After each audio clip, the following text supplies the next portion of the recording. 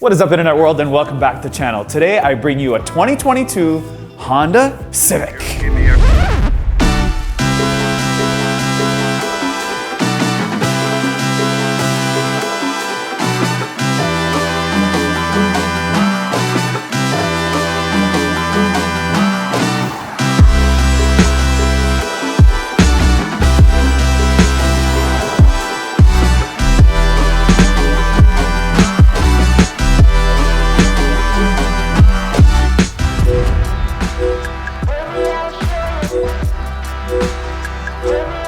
The king of reliability is right here in our studio. This thing is 50 years old. It's in its 11th generation, and it is awesome that we have one. And it's thanks to you because you guys subscribe. The more subscribers we get, the better odds we have to get a brand to give us cars. So this is our first official Honda we've done. We don't get paid by them. We love having product here to show off our beautiful studio.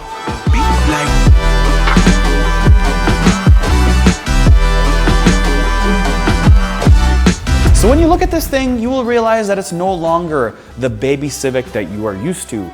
It is strong, solid, but also more Accord looking. So what is Honda doing? Maybe they know something we don't know. Maybe they're trying to push this car to the older, younger generation, because the young generation with our economy makes absolutely no money. They're getting crushed by what's going on in the world. So maybe this Honda is for the mid-20s, the subscribers like you. So how can you buy this car? You can buy it in a sedan, you can buy it in a four-door hatchback, but what if you want a coupe? Well, they don't make one anymore. They've discontinued because of poor sales. And the only way to get one that makes more power in the SI version is in a sedan. You can't get it in a hatchback. Yeah, world's changed. Under the hood is a 1.5 liter direct injected turbocharged four-banger making 180 horsepower and 177 pound-feet of torque. This is 6 horsepower and 15 pound-feet of torque more than the last generation. Yes, unfortunately, this still does have the CVT, but on the positive side, it's cheap on fuel. In the 2022 Civic with 1.5 liter that makes 180 horsepower and 177 pound-feet of torque. Because this is the Touring, everyone else gets a 2 liter that makes 158 horsepower. Let's see how this CVT holds the power. Foot to the ground, put this bad boy in sport, and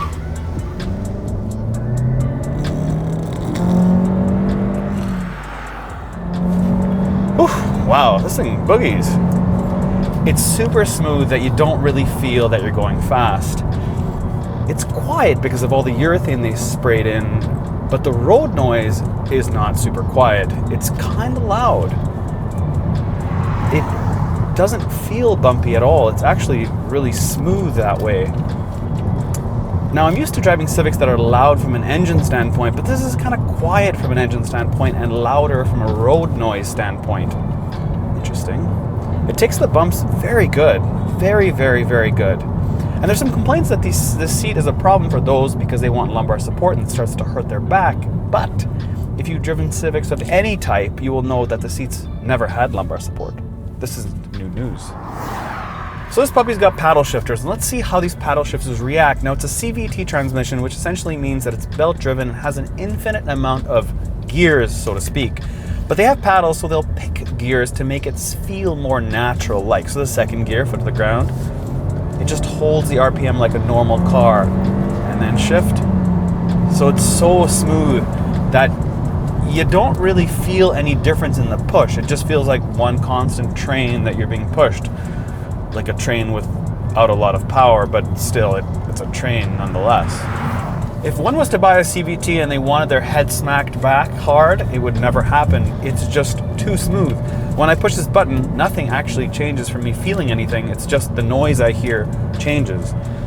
So having paddles, to be honest, is just a real marketing ploy for those that feel like they want to have it when they jump in the car on the showroom floor. But from a driving perspective, where you're going to get full enjoyment out of this car is around corners, which is really weird to say, but this is where it excels. Around corners, Honda's done a great job that way. This suspension is great. This kind of feels a little bit softer than a Kia sedan or a Hyundai sedan. This is definitely smoother, and around corners it's just got a good enough pitch that it's still soft. There's some body roll to it, but I really like the suspension, that when you load this thing up, it'll still be smooth. It won't be like it's bottoming out. The other thing I do like about it is that when I sit here and drive it, I have really good visibility above the hood. The hood's not long, it's just short, and it tucks down hard enough that I can see right in front of me. Like literally, I can see right here, which is nice. I feel like this is a small enough car that it makes me feel that way. But then when I look on the outside, I realize it's actually not as small as it appears.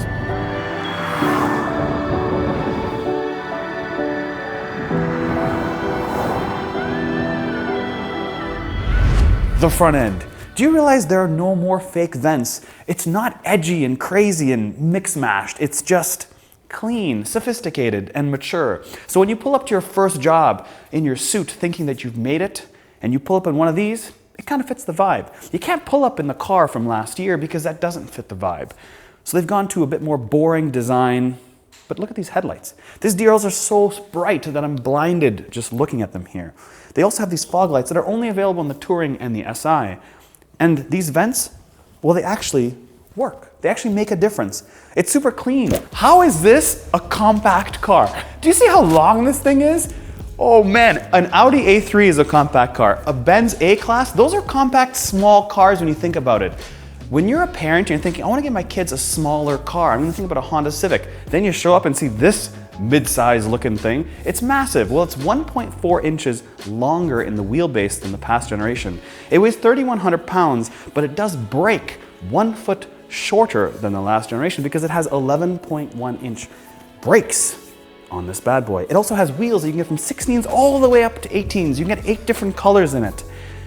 Cool. But there's cooler parts to it. When they built the Civic, they actually spray foamed urethane, the first ever on a Civic, to make it quieter when it goes over bumps and on the highway. It also has a reworked suspension, so it has less friction, and it also rides smoother and softer and firmer when it needs to, which is cool, all little upgrades, but it's still a huge car.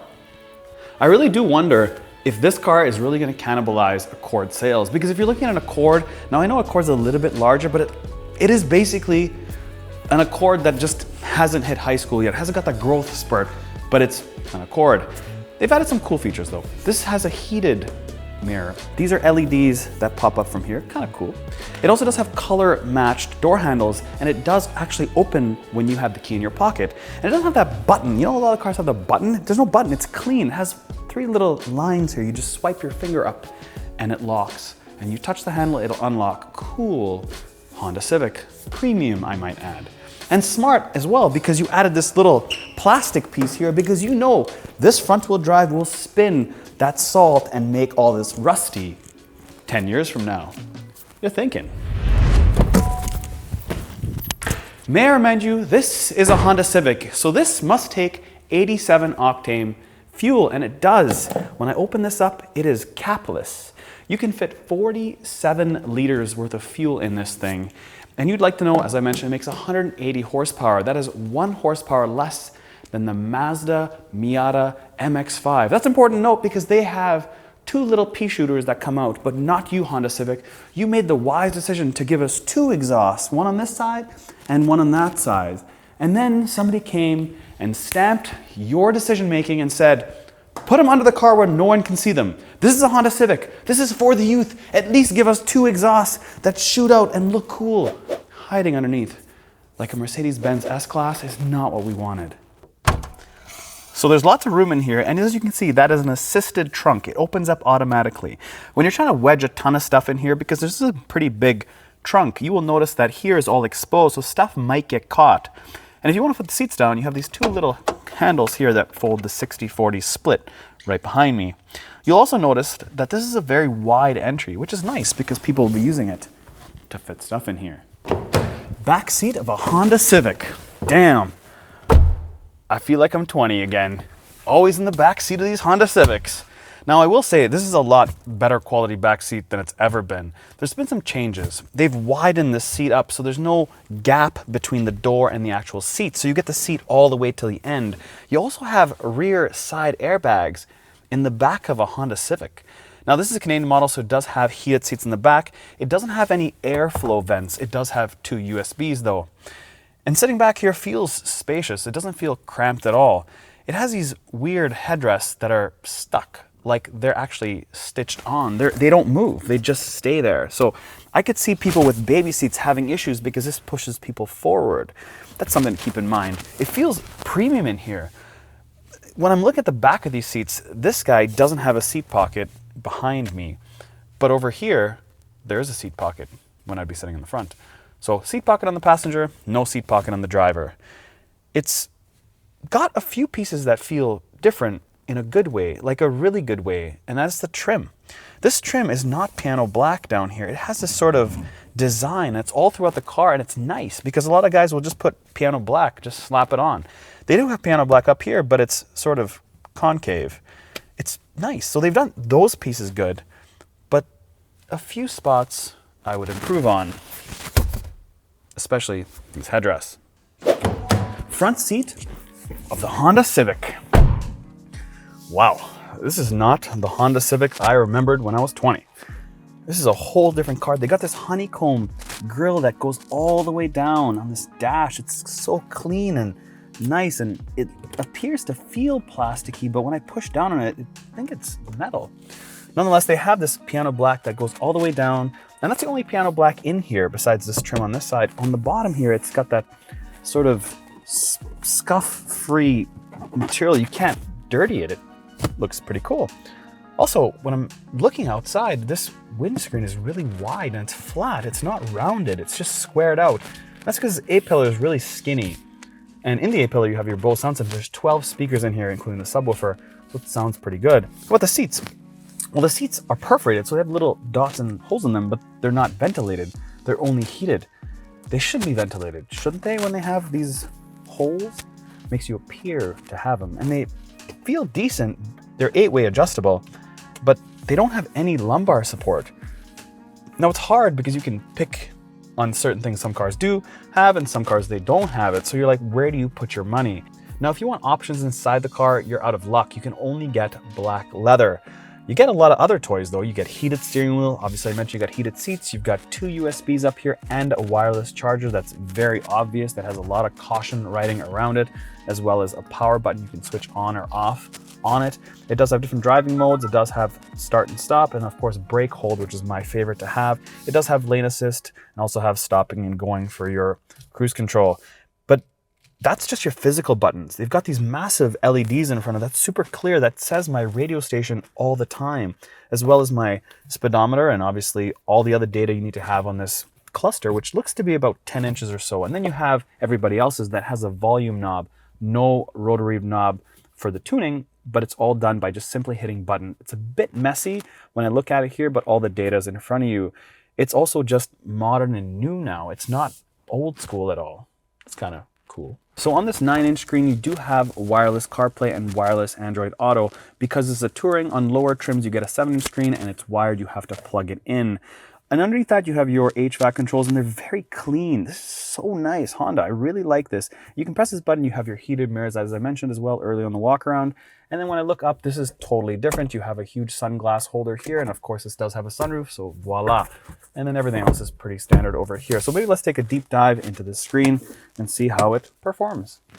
So we have some hard buttons here on the left, like your home, back, and then of course your volume, and then your skip track, but the rest is all touch. So if we start over here, this is what the home screen looks like, where you have your 8 different icons on this screen, and then when you slide over, you've got some other more icons here. So let's start over here and I can show you as we go along. You have your Bluetooth audio and your smartphone connection, and that is for your wireless CarPlay, wireless Android Auto. When I hit the satellite radio, this is what it looks like. I can rewind it, which is pretty cool, all the way back. That is a nice feature. But also, you can adjust it by different sort of genres, not just channels like most cars. And this is kind of new. I haven't seen that before, so it's nice to have. There's a lot going on here, so you really need to know what you're touching before you touch it. And when you're driving, it might be a little bit difficult. So let's go back to home and move over.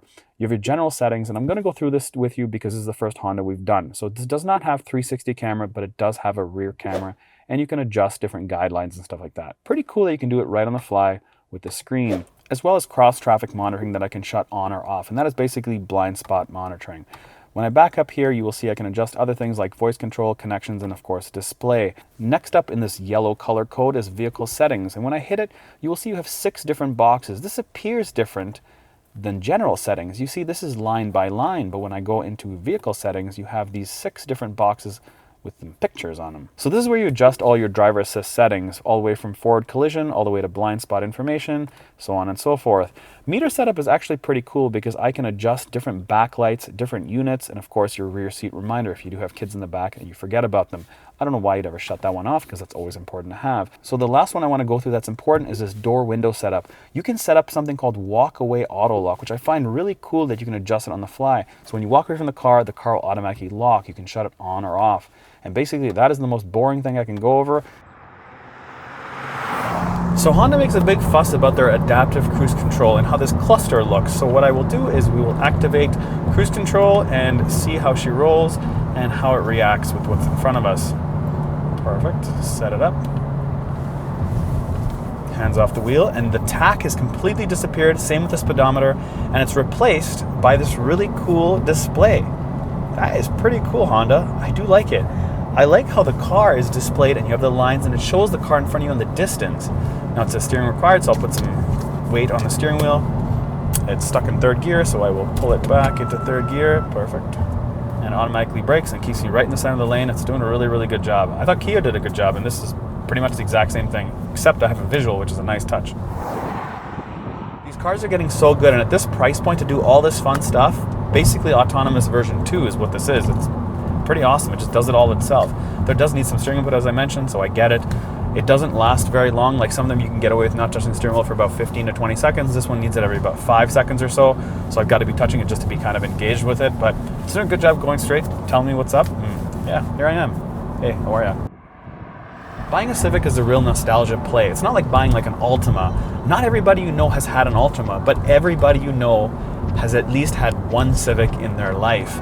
And that's what makes it kind of cool, right? Like the fact they've gone with this like 40s style grill all across the front dash, and they have all the tech that you'd have in every other brand. So how do you really differentiate? Maybe you don't like the styling on the outside, but you can get over it as we get older. So it's kind of interesting to talk about a Civic, and it brings back some nostalgia for me. This is definitely not the Civic that I grew up in. This is a lot more premium. This is a lot more 2022. But at the same time, it's got some Civic pieces that remind me that this is a Civic, like the badge. And that's about it. Catch you next time.